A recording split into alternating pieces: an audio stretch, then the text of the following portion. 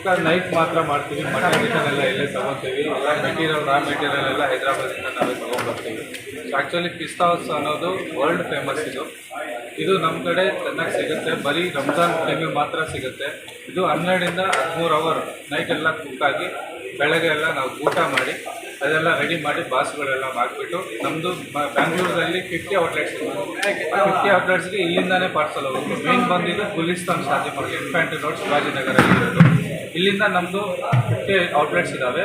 ನಮ್ಮದು ಮೇನ್ ಬಂದು ಮಾರನಹಳ್ಳಿ, ವರ್ತೂರು, ವೈಟ್ಫೀಲ್ಡು, ಶಿವಾಜಿನಗರ, ಈ ಥರ ಯಲಹಂಕ ಸಿಟಿ ಔಟ್ಲೆಟ್ಸ್ ಎಲ್ಲ ಇದೆ. ಮಾರ್ಕೆಟಿಂಗ್ ಹೇಳೋದೇನು ಬೇಡ, ಇದ್ರ ಬಗ್ಗೆ ಎಲ್ಲ ಗೊತ್ತಿರೋರೆ. ಪಿಸ್ತಾ ಹೌಸ್ ಸಲೀಮ್ ಅಂತ ಗೊತ್ತಿರೋರು ಯಾರೂ ಇರಲ್ಲ. ಎಲ್ಲರೂ ಆಲ್ಮೋಸ್ಟ್ ತಿಂದಿರ್ತಾರೆ. ಇನ್ಕೇಸ್ ತಿಂದಿಲ್ಲ ಅಂದ್ರೂ ಒಂದು ಸರ್ತಿ ಸ್ಟಾರ್ಟ್ ಮಾಡಿದ್ರೆ ನೆಕ್ಸ್ಟ್ ಇಯರ್ ತಿಂಗಳಿಗೋಸ್ಕರ ವೆಯ್ಟ್ ಮಾಡ್ತಾ ಇರ್ತಾರೆ, ಅವರು ಕಾಯ್ತಾ ಇರ್ತಾರೆ. ಇದು ಬರೀ ರಂಜಾನ್ ತಿಂಗಳು ಮಾತ್ರನೇ ಸಿಗೋದಿದು. ಸೊ ಇಂಥ ಐಟಮ್ಗೋಸ್ಕರ 11 ತಿಂಗಳೆಲ್ಲ ವೆಯ್ಟ್ ಮಾಡ್ತಾ ಇರ್ತಾರೆ. ನಮಗೆ ಆಫರ್ ಅಂತ ಏನಿರಲ್ಲ. ನಾವು ಆ್ಯಕ್ಚುಲಿ ಒಂದು ಹಳ್ಳಿಗೆ 1 kg 1.5 kg ತೊಗೊಂಡ್ರೆ ಕೆಂಪಾದು ಹಾಫ್ ಲೀಟ್ರ್ 330 ml ಒಂದು ಕೂಲಿಂಗ್ ಕೊಡ್ತಾ ಇದ್ದೀವಿ. ಆ್ಯಸ್ ಆಫ್ ನಾವು ಏನು ಕೊಡೋದಿಲ್ಲ ಇದಕ್ಕೆ. ಸೊ ಹಳ್ಳಿ ಬಂದರೆ ಅಷ್ಟೇ ಅದನ್ನು ತಗೋತಾ ಇರ್ತಾರೆ.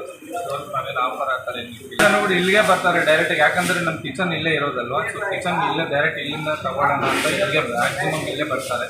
ಸೊ ಔಟ್ಲೆಟ್ ಇಲ್ಲಿ ಬರೋಕ್ಕೆ ಕಷ್ಟ ಆಗೋರು, ಟೈಮ್ ಇಲ್ಲ ಅನ್ನೋರೆಲ್ಲ ಆ ಕಡೆ ತೊಗೊಂಡ್ರು.